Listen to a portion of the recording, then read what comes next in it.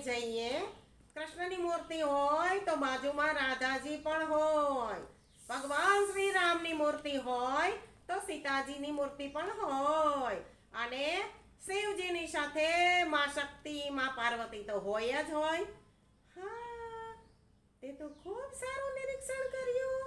હવે સાંભળ, જીવનની શરૂઆત માં વિદ્યા જોઈએ, આખી જિંદગી લક્ષ્મી જોઈએ, અને શાંતિ તો જોઈએ જ જોઈએ. હે ને?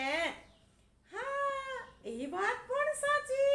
અરે સાંભળ ને, આમ જોઈએ તો સવાર ઉષાથી શરૂ થાય, સાંજ સંધ્યાની સાથે શરૂ થાય, અને આખી જિંદગી લક્ષ્મી માટે દોડતા દોડતા જે દોડવું પડે છે એ કોના માટે? અન્નપૂર્ણા માટે. ઘરની અન્નપૂર્ણા તો ખરી, સાથે સાથે ઉદર માટે પેટ કરાવે વેટ. બરાબર ને? અરે ઓમ, તે તો ખૂબ સાચી વાત કરી. આનો મતલબ તો એવો થાય કે સ્ત્રી તો પુરુષના જીવનમાં ડગલે ને પગલે હર પલ સાથે જ છે.